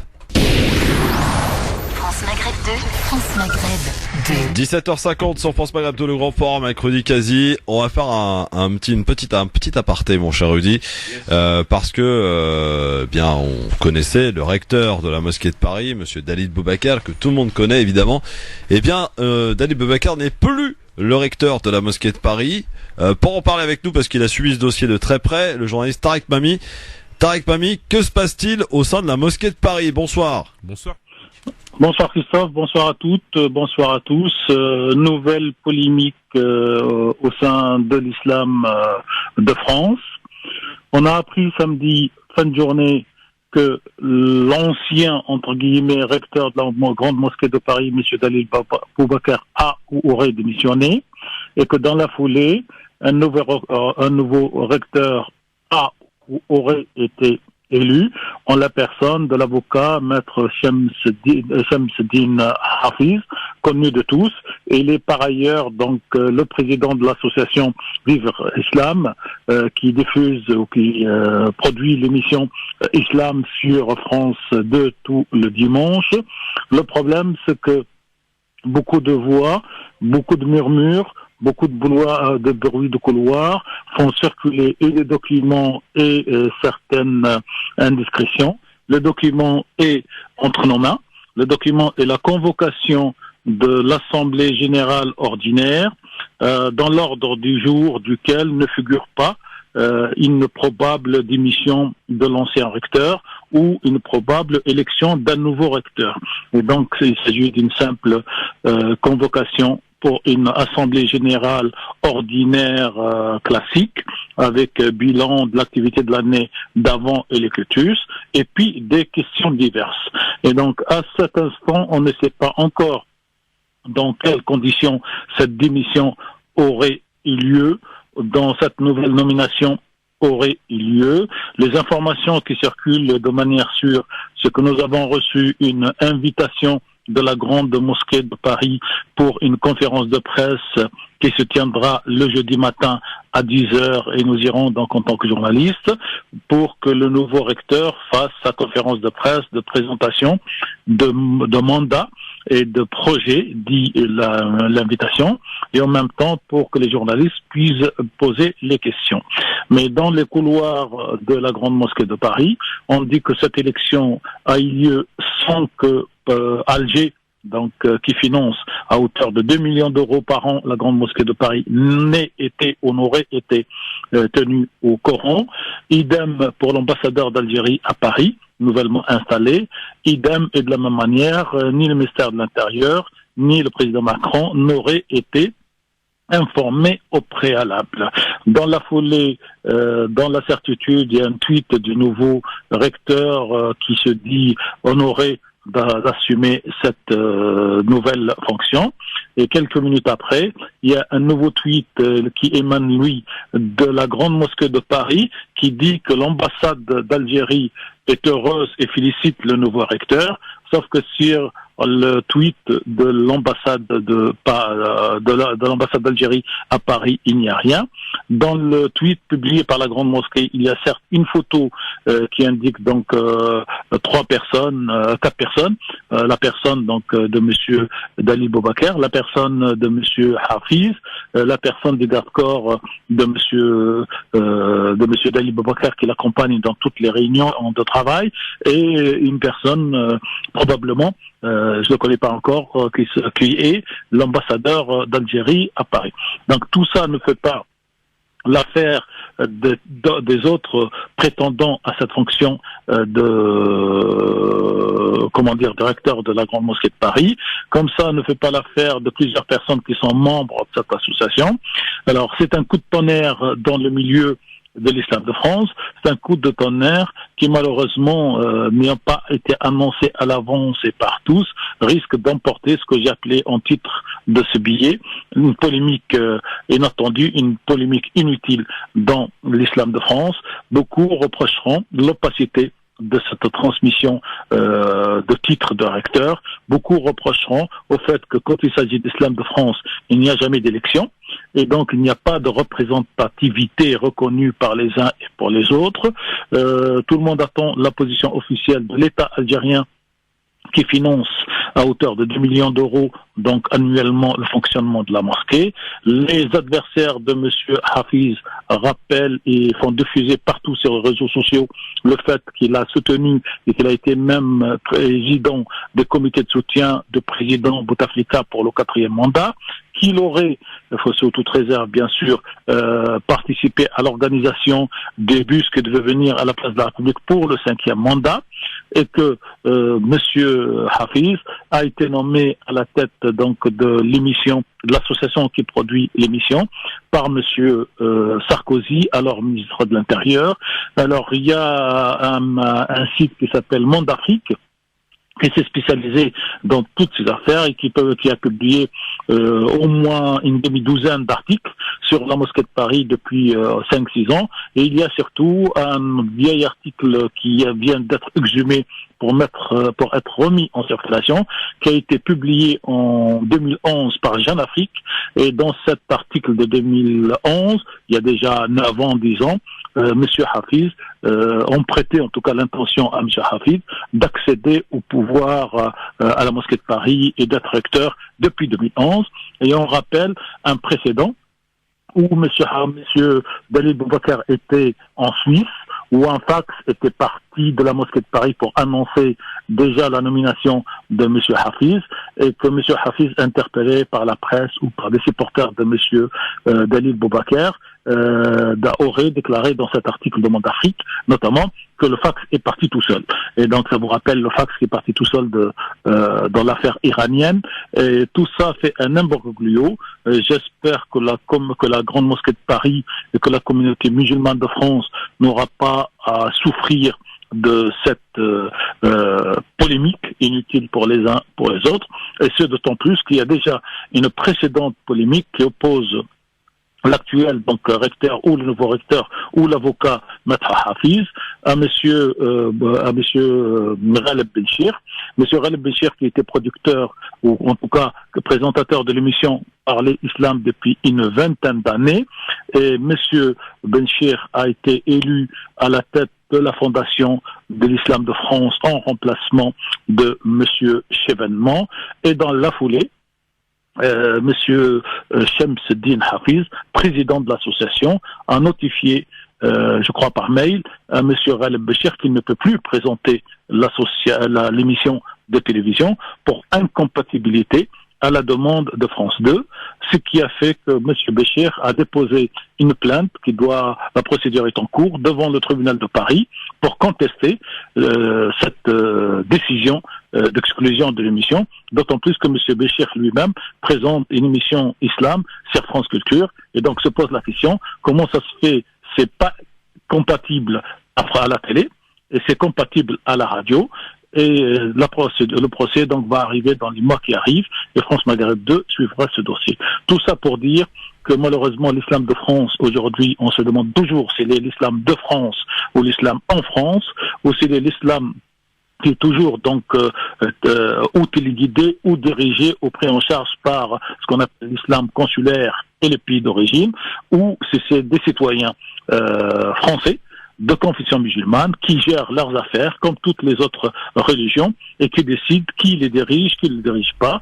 Et la dernière question se pose sur les statuts de la mosquée, de la grande mosquée de Paris, dont tout le monde dit que ce seraient des statuts opaques et dont je viens de recevoir encore par un expéditeur plus ou moins anonyme un gros dossier qui s'appelle le mystère des statuts de la mosquée de Paris, et ce texte en 4 parties a été publié par, tenez-vous bien, le frère de M. Dalil Boubacar, un certain Mohamed Boubacar, qui a publié sur son blog en 2010 4 parties pour expliquer donc les mystères des statuts de la mosquée de Paris.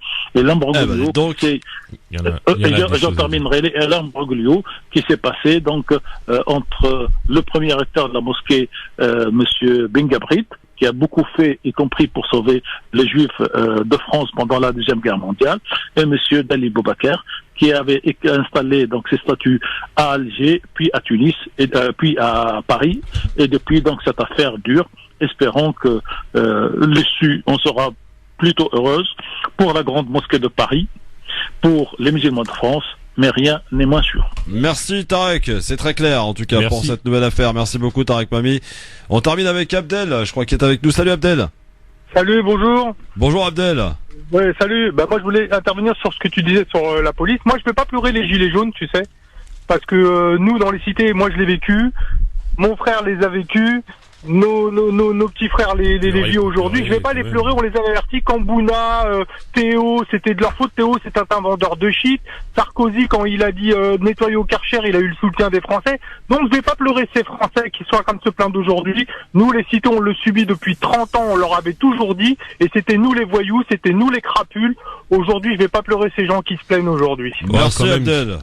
Quand même, Abdel, t'es dur quand même. C'est Rudy, le chroniqueur. Quand même, t'es dur. On peut pas dire qu'on peut pas les pleurer. Faut être compatissant envers les gens. Et c'est pas parce que les gens ont regardé en fait les violences policières dans les quartiers comme étant quelque chose de peu important que du coup il faut leur rendre cette. Ouais, mais Abdel, il te dit quoi? Il te dit ça fait des années qu'on dénonce cette violence dans les quartiers. Et aujourd'hui, ces mêmes personnes qui applaudissaient, Rudy. Oui. Les flics lorsque ils allaient justement faire de la répression à outrance.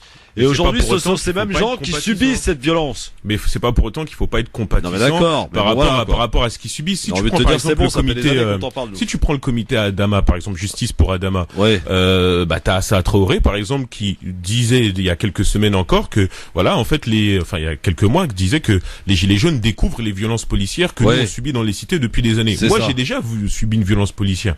J'ai déjà vécu, il y a plus de 20 ans de ça. Tu rentres de l'école, voilà. Il se passe des choses dans le quartier et on t'as assimilé dans toutes ces choses et tu subis et effectivement je sais comment ça peut faire mal. Mais c'est pas pour autant qu'il faut pas compatir donc aux violences policières que peuvent subir les gilets jaunes, c'est une vérité. Et voilà, on peut pas être comme ça. C'est pas parce qu'en fait à un moment donné cette France-là représentative des gilets jaunes qui vient souvent de la ruralité à regarder les jeunes de quartier comme étant des jeunes délinquants, souvent aussi parce que c'est l'image que les médias renvoyaient, que du coup il faut pas se plaindre les difficultés qu'ils peuvent subir. Juste pour terminer là-dessus, un petit point sur les chiffres. Il y a eu 3000 condamnations sur les gilets jaunes par rapport aux condamnations, les manifestations qu'il y a eu par rapport aux gilets jaunes, donc des condamnations, 3000 condamnations.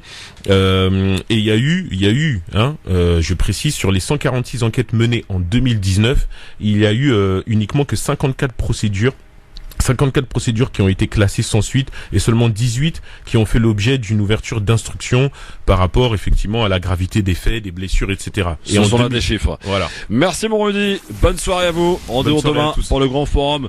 On parlera du film Misérable qui a été retenu pour les Oscars demain dans cette émission. Il est 18h, le journal. Sophie Tarrance. Bonsoir et à demain. Bonsoir à tous. Combien de temps la grève contre la réforme des retraites peut-elle encore durer? La mobilisation recule en ce début de semaine à la SNCF alors que les syndicats sont divisés. Réunion de crise autour de la reine d'Angleterre. Le prince Harry et son épouse Meghan Merkel souhaitent se mettre en retrait de leurs obligations royales. Elisabeth II veut recoller les morceaux. Et puis on ira dans ce journal en Australie où les incendies continuent de ravager les paysages. Le gouvernement est critiqué pour son inaction. La grève contre la réforme des retraites s'essouffle à la SNCF. 4,3% de grévistes aujourd'hui, le taux le plus faible depuis le début du mouvement. Et les prévisions pour demain confirment une mobilisation en recul. La direction annonce un trafic TGV quasi normal avec 8 trains sur 10, et 3 TER sur 4 et un Intercité sur 2. La mobilisation est visiblement en train de marquer le pas. À la RATP, le trafic restera très perturbé demain mais s'améliorera. C'est dans ce contexte que le secrétaire général de la CGT, Philippe Martinez, est allé en début d'après-midi soutenir les grévistes de la RATP devant un dépôt de bus à Vitry-sur-Seine. La CGT souhaite remobiliser alors que de son côté, la CFDT n'appelle pas à la mobilisation cette semaine après le retrait provisoire de l'âge pivot. Alors, cette division du front syndical peut-elle faire les affaires du gouvernement? Élément de réponse avec le politologue Benjamin Morel. Sur quoi repose le mouvement actuellement? Il repose à la fois sur une capacité de mobilisation des syndicats, sur une opinion qui suit. Le pari du gouvernement, c'est de considérer que la CFDT et que l'UNSA au niveau national aient une capacité d'action sur l'un de ces deux piliers. Concernant la mobilisation, la CFDT est assez minoritaire dans les transports. L'UNSA a une capacité de mobilisation plus grande, mais elle a été plutôt contredite jusqu'à présent, notamment par sa branche RATP, qui fait que le taux de grévisme n'est pas forcément lié à la position de ces deux syndicats. Le pari du gouvernement, c'est surtout que, en divisant le front syndical, l'opinion va pouvoir se retourner contre la grève et peut-être pour la réforme. L'intersyndicale appelle en tout cas à la mobilisation à partir de demain et ce jusqu'à jeudi. Chez les avocats, on reste aussi mobilisé contre la réforme, si bien que l'ouverture du procès du père Prénat prévu ce matin a été reportée à demain. Le père Prénat, 75 ans, doit passer devant le tribunal correctionnel de Lyon pour avoir agressé sexuellement des scouts dans les années 80 et 90. Le policier renversé par un fourgon samedi près de Lyon est mort. Les policiers étaient en surveillance dans une enquête sur des vols de marchandises lorsque le conducteur d'une camionnette a volontairement foncé sur le fonctionnaire de 45 ans. Les faits ont été requalifiés en homicide volontaire sur personne dépositaire de l'autorité publique. Une réunion de famille scrutée de près au Royaume-Uni. Le prince Harry convoqué aujourd'hui chez la reine Elisabeth II pour parler de son souhait de se mettre en retrait de ses obligations royales. Une décision qui divise outre-Manche, Boris Karlamov. Oui, il y a d'une part ceux qui trouvent ce retrait scandaleux. Leur argument numéro 1 est de dire que la princesse Lady Diana, la mère d'Harry, n'aurait jamais accepté une telle décision de la part de son fils. D'autre part, il y a ceux qui trouvent normal que la famille royale se modernise. Meghan et Harry sont de jeunes parents. Meghan est actrice à Hollywood et Harry a de nombreux projets, notamment celui d'un show télévisé avec Oprah Winfrey aux États-Unis. Enfin, selon un sondage publié le week-end dernier par le journal Le Daily Mail, une majorité d'interrogés estime que le couple devra renoncer aux avantages liés à son statut de participant à la famille royale. Et par ailleurs, dans un communiqué publié aujourd'hui, Harry et son frère William l'assurent. Il n'y a pas de tension entre eux comme certains journaux le prétendent. Un peu d'espoir en Australie. Après 3 mois de lutte, les pompiers annoncent avoir maîtrisé le feu le plus important du pays. Un incendie qui a détruit 8000 km² au nord-ouest de Sydney. Les habitants sont toujours aussi inquiets. Ellie Clifford est professeure de français sur la côte est de l'Australie. Et selon elle, les moyens mis en place par le gouvernement pour lutter contre les flammes est nettement en dessous de ce qu'il faudrait faire. Le gouvernement australien pourrait faire beaucoup plus. Il y a eu des manifestations et des rassemblements pour le climat, pour pousser le gouvernement australien de nous préparer mieux pour l'avenir et pour protéger l'environnement, parce que là, on est en train de plus avoir d'animaux. Je pense qu'il y a beaucoup de citoyens qui en ont ras-le-bol. Bien sûr qu'on a des étés en Australie où il fait très très chaud, mais c'est la première fois de ma vie que je vois l'Australie dans une situation pareille. Et bonne nouvelle, de la pluie est attendue sur le pays la semaine prochaine, un soulagement après des mois de sécheresse. 2 films français nommés aux Oscars, Les Misérables dans la catégorie du meilleur film étranger et J'ai perdu mon corps qui pourrait repartir avec la statuette du meilleur film d'animation. Et puis 3 départements de la façade atlantique sont placés en vigilance orange vague submersion. Il s'agit du Finistère, du Morbihan et de la Loire-Atlantique. Voilà pour l'info, excellente soirée à tous. France Maghreb 2, France Maghreb 2. France Maghreb 2, service, info, musique, divertissement. France Maghreb 2. France Maghreb.